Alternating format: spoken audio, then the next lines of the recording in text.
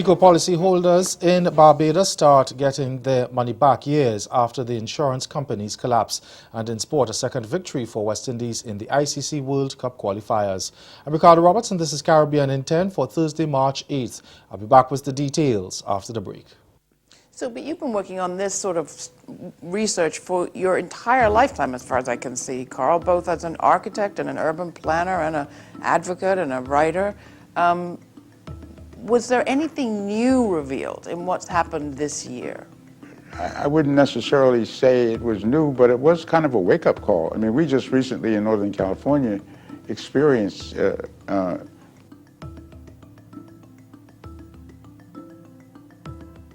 This is the plaintiff, Jamie Williams. She's suing her boyfriend for babysitting services after his baby mama dropped the kid off with her for 3 days. She seeks reimbursement for a plane ticket because she had to miss her grandma's 90th birthday party.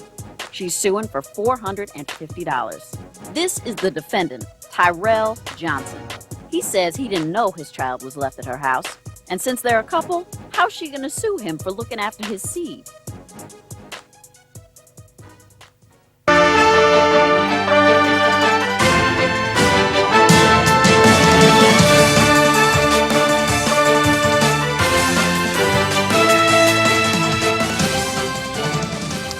We begin in Barbados. After 8 years of waiting, thousands of policyholders of the collapsed CLICO International Life Insurance Company have finally begun to receive their outstanding claims.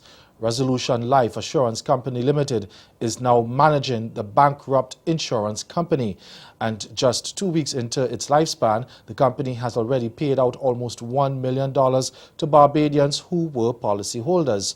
Chief Executive Officer of Resolution Life, Cheryl Senhouse, made the announcement after she and board members took Minister of Finance Chris Sinclair on a tour of the new company's headquarters. We have commenced payments to our annuitants, those of the pensioners. On average, that bill is about $400,000 per month, and we have provided payments for January and February of 2018. Thereafter, we will be ensuring that current payments to those policyholders remain on track, and that the backlog of amounts that is owed to those persons is settled within the 6-month time frame that we originally would have outlined. Senhouse says the new company had not yet made a decision on whether it will be paying clients whose policies lapsed while CLICO was under judicial management. She says the company's priority now would be to deal with the policyholders who so patiently waited for the matter to be concluded while CLICO was under judicial management. Now, Finance Minister Chris Sinclair says government will continue to support ResLife as part of the restructuring of the financial and regulatory systems to ensure fiascos similar to CLICO's did not happen again. And with good regulation, with companies that are operating appropriately, and with good vigilance of the public, because the public still has the responsibility to exercise vigilance outside of the regulatory authorities on companies that operate in Barbados and the Caribbean. I believe that a situation similar to what would have occurred with CLICO ought not to be repeated in Barbados going forward. Correctional officers in Jamaica have joined other public sector workers in rejecting government's revised wage offer of a 16% increase over 4 years. Chairman of the Jamaica Federation of Corrections, Arlington Turner, says the group met with delegates to discuss the proposal and it was unanimously rejected. The Federation said it will inform the Finance Ministry of Development with a view to continuing negotiations in good faith. Meantime, the Jamaica Teachers Association, the JTA, says it has been informed by the Ministry of Finance that it intends to pay the first year of the 2017 to 2019 wage offer with March salaries, despite the group rejecting it last weekend.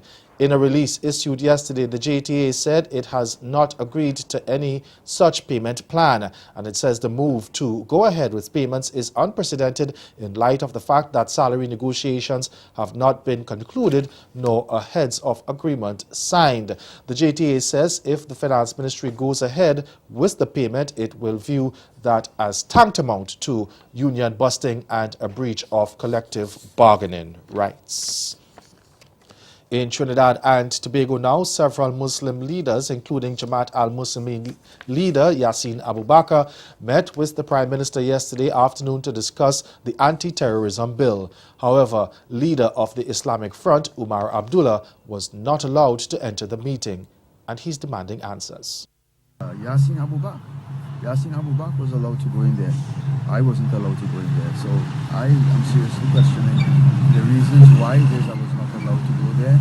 And I intend not to leave this, just like that. I intend to take this to the full length of getting, answers and having this matter addressed. And the first thing they need to do is to apologize to me. Stay with us, your Midday Sport is next.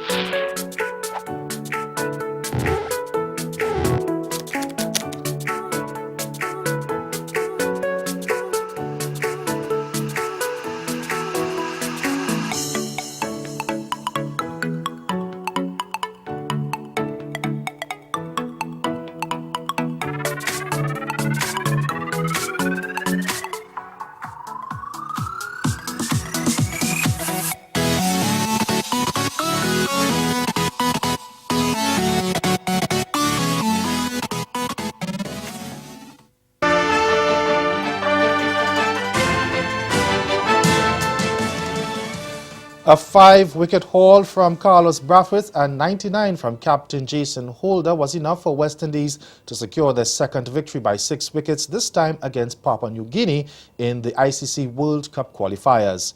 Batting first, PNG was dismissed on 200 from 42 overs. Captain Asad Vala had top scored with 57 of 89 balls, but was one of only 4 batsmen who managed double figures, and that's because Brathwaite came in and dismantled PNG's batting lineup, capturing the match's best bowling figures of 5 for 27, while Nikita Miller grabbed 2 wickets. In reply, West Indies batting was a bit wobbly from the start of the innings as they collapsed on 58 for 4, but it was Holder who saved the day, scoring an unbeaten 99 from 101 balls to take the West Indies through. Shea Hope finished with an unbeaten 49 and Marlon Samuels perished on 24 runs. To football now, Continental governing body CONCACAF will expand the Gold Cup to 16 teams starting next year and are also considering hosting matches outside of North America for the first time. 12 teams usually compete in the biennial competition, which serves as the Confederation Championship, with 4 teams installed in 4 groups at the preliminary stage. CONCACAF President Victor Montegliani said the new initiative was aimed at making the tournament more inclusive. Now, as it stands, the Caribbean Football Union has 4 automatic spots at the Gold Cup, determined by the 4 semi-finalists in the Caribbean Cup. Last year, CFU was represented by Jamaica, Martinique, Curacao, and French Guiana. Now, since the inception of the Gold Cup in 1991, every tournament has been played in the United States, though matches were held in Toronto during the 2015 edition. But with the new proposal, CONCACAF said matches could now be played in Central America and the Caribbean. That's Caribbean in 10. Join us again at 6:30 for Caribbean Newsline. Good afternoon.